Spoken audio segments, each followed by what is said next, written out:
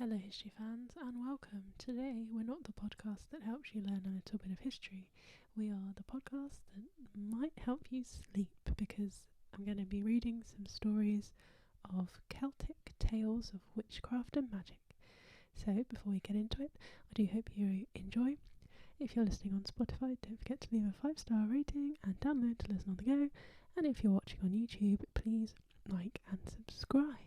I didn't want to leave that till the end in case you'd lost concentration or fallen asleep. So enjoy. This is the tale of the brownie. In Scotland there's a creature that's not a witch or a warlock or even really a fairy. He's a brownie and he's ugly, so he's not often seen by mortal eyes. For brownies are small creatures with great bulging eyes and faces that are furred like the backside of a donkey. Their teeth are like battered stones, and when they smile they set fear in the hearts of all men. But a brownie is a helpful soul, and although they are not often wanted around about a house or a farm, they work a kind of magic and help to clean and to tend the farm or run the mill, for just the price of a bowl of cream and the odd bit of oatmeal. There once was a brownie who lived round about a house on a farm in Westeros in Kintail. The house on the farm was empty, so the brownie had made himself a happy home there. In this same village, near the house on the farm, lived a young miller who shared a house with his mother. Now his mother was a greedy woman, and she dabbled in magic of all sorts. Not all of it white, to be sure, and she had set her sights on the young lassie at the big house on the hill, to be the wife of her young miller's son. The lassie was pretty, and her nature was kind, but the young miller was already in love with another, a servant girl who went by the name of Katie. Now Katie was as fair as the morning sky, and her cheeks were flushed with roses. She was a bonny lass, and she would work hard with her husband to tend a mill, and to make him into something grand. Now the young miller's mother would have nothing of it. "Look, ye must marry this farmer's daughter with a big farm and everything, and it would be yours because her father's getting on." But the miller was stubborn, and he cared only for Katie. "I can't help it, mother. I love Katie, and I am gonna marry her," he said firmly, to which his mother replied, "You're not gonna marry Katie because Katie is gonna die." But the miller's will was stronger than his love for his mother, and he married Katie in secret and took her to live in a deserted house on a farm. Now there were stories told in those parts about the brownie who had made his home there. But the miller was a friendly sort, and not easily scared, and so convinced young Katie that it would be safe, and together they went to meet with the brownie. Katie was a fair lass, and she could see that an appearance did not make a man, and although the brownie frightened her, she could sense his good nature and agreed to live there. They settled in happily in the house on the farm, and the brownie was made a fine bed of straw and bracken, and fed all the best bits of oatmeal and cream. For he tended their mill, and each day new sacks of grain were laid neatly against the mill walls. He interfered not at all in their lives, but they came to love his quiet presence, his charming ways, for he would slip down the chimney as they slept, and lay things just right, so that when they woke, the wee house gleamed from every corner. As it went to happen, especially with those who were young and in love, the young lady of the house became heavy with child, and as she grew more and more tired, the brownie would work harder, until he spent many a day in the house of the miller and Katie.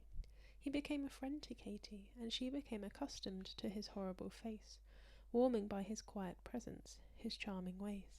And when the baby was due to come, it was the brownie who she called to fetch her husband the miller, and he scampered with glee down the path to the mill.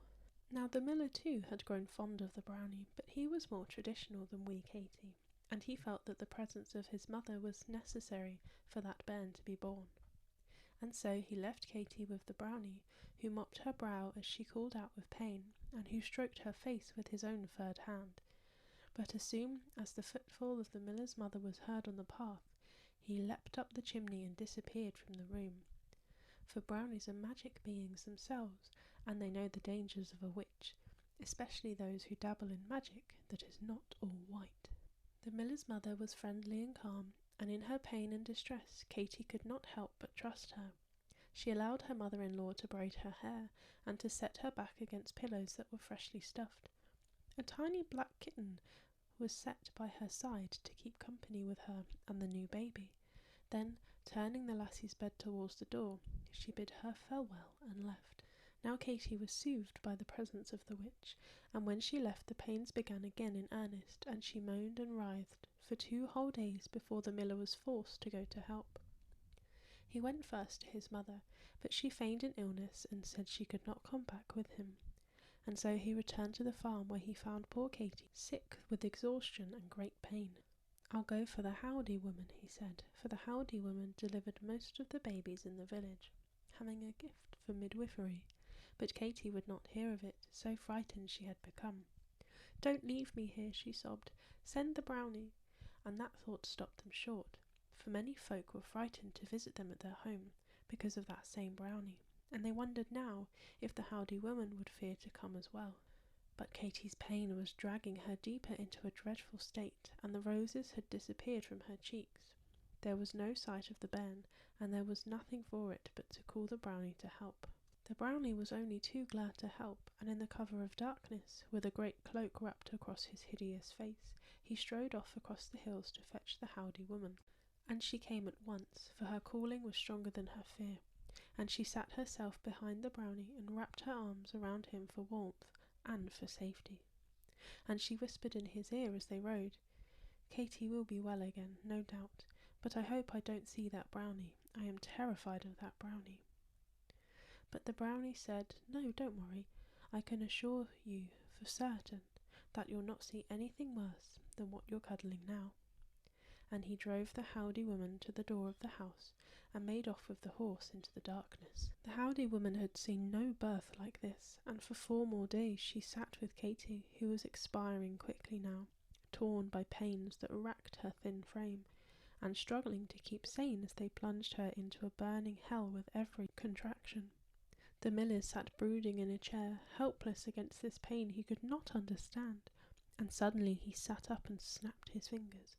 "I'll bet a shilling," he said then, "that this is the work of my mother." So he rode straight to the house of his mother and shouted at her, "Take that spell off my Katy, I know you've done something." And his mother shook her head and said, "I will not. I told you she is gonna die, and you are gonna marry the farmer's daughter." She stood firm then and would not help his poor Katy. So poor Katy seemed destined to die in agony, and he ran away then into the night, straight to the wee brownie, for he had no one else to whom he could turn. And the brownie thought for a while and said, "I'll tell you what you can do. Take me down to your mother." "Oh no," said the miller, "that wouldn't help us at all. God himself couldn't help me against my mother." "Ah," said the brownie, "but you take me down because I can become invisible. And if you were to rush in and tell your mother, 'Oh, mother, mother, you've got a beautiful grandson,' and then run off again, I will stay behind to see what happens, and I'll be invisible." And so it was decided that the brownie would come along, and when they reached the house of his grandmother, the miller ran in and cried, "Mother, you have got a beautiful grandson." And she said, "What?" her face a mask of alarm and fury. "Oh yes," shouted the miller, "but I can't stop. I must see Katy." And with that he ran back over the hills to wait for the brownie. And as he went out of the door, the woman stamped her feet and pulled at her hair, cursing all the time. Who told him about the witch's knots in Katy's hair? How did he know about the black cat? Who told him about the raven's feathers in those great white pillows? Who told them that I'd turn her feet to the door? And then the brownie skipped away, as fast as his legs would carry him, over the hills to greet the miller, and together they ran back to the house on the farm, where Katy lay with the Howdy woman. Now the Howdy woman had only to set eyes on the grinning brownie when she was up and out of the door in a flash. But the brownie set himself to work, stroking the poor lass's cheeks and mopping her brow, warming her with his quiet presence and his charming ways. He untied her hair and brushed it down around her shoulders, crooning softly in her ears. Then he took those great new pillows and set them aflame in the hearth, until only dust remained of those evil black feathers. And then, with one angry twist, he took the head from the kitten and burnt her too, out of sight, of course, of poor Katy. And so it was, when the brownie moved the bed around so that her feet faced the door no longer, that the cry of an infant was heard in that house on the farm. Katy slept then, and when she awoke, her baby was cleaned and swaddled, and the roses returned to her cheeks once more. But the brownie had gone, for brownies often do that, just disappear, never to be seen again. They missed the wee man's quiet presence and his charming ways, but he had milled enough grain for 20-odd years, and they lived on that house on the farm with their new baby in comfort and in good fortune. This next one is called The Daughter of Dwart. There once was a man, MacLean of Dwart, who sent his daughter to become a scholar. Now in those days, an education was a novelty for a lassie, but so highly did he think of his daughter that he found the money and sent her away. And a long time she was away too, for it was 3 or 4 years before her feet touched the MacLean soil once more. While she was gone, the man, MacLean of Dwart, would sit himself in her room and look around him. It was a fine room, it was, for so highly did he think of his daughter that he found the money to buy her everything she ever wanted. There were books aplenty, but since MacLean of Dwart could not read, they meant nothing to him, with their drawings of cats and circles and great long poems. There were pictures, too, on the walls of that room, and a soft cover on the bed that made it look just so, for she was a clever girl, and she knew how to make a room feel warm. MacLean of Dwart was lonely without his daughter, but he carried on working his land, and the day came again when she returned home to him there. And so it was that he took his daughter on his arm, and led her up into the hills where the clouds quivered around them, and the air shone bright and blue. Then they looked around them, at all the beauty of the land, and he turned to her, his eyes alight with pride and joy, and he said to his daughter, "How much have you learned?" And his daughter stopped, and she looked about across the mossy hills to the sea beyond, and there she pointed to a tall ship, which fought a course away from them against the waves. "There," she said, "that ship. I have learned enough to bring it to shore." And her father laughed warmly, and taking her arm again, he said, "Well then, lass, bring her in." The ship turned then, and made its way across the waters toward them, and it kept on coming, as the water grew shallow and the sands rose up to meet it, and then the rocks were there, thrusting their way through the waves as the prow of the ship drew nigh. And that ship kept on coming until it was about to be wrecked on the rocks. MacLean of Dwart looked at his daughter then, and he said with a soft voice, "Save them now, lass. Why don't you save them now?" And his daughter shrugged her shoulders, and she smiled an easy smile, then said, "But I can't. I don't know how to do that." There was silence then, filled by the crash of the ship upon the rocks. He turned to her then, did MacLean of Dwart, and he laid down her arm.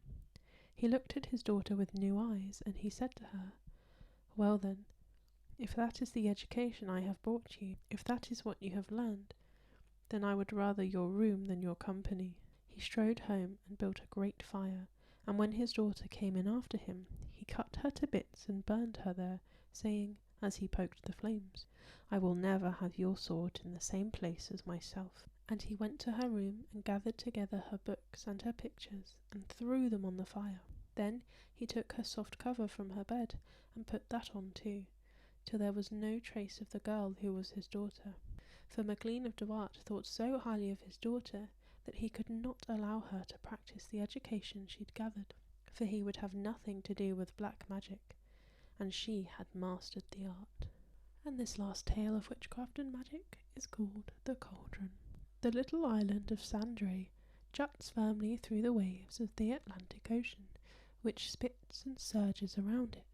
No human lives there, although sheep graze calmly on the succulent green grass, freshened by the moist salt air, and kept company by the fairy folk who live in a verdant knoll. But once upon a time there were men and women on the island of Sandray, and one was a herder's wife, called Mariarad, who kept a tiny cottage on the northernmost tip. She had in her possession a large copper cauldron, blackened with age and with use. One day, as she wiped it clean of the evening meal, she was visited by a woman of peace. a fairy woman who tiptoed quietly into the cottage and asked to take away the cauldron for a short time. Now this was an older fairy, with a nature that was gentle and kind, and she presented little danger to Mariarad. She had a wizened fairy face, and features as tiny as the markings on a butterfly, and she moved swiftly and silently, advising no one of her coming or going.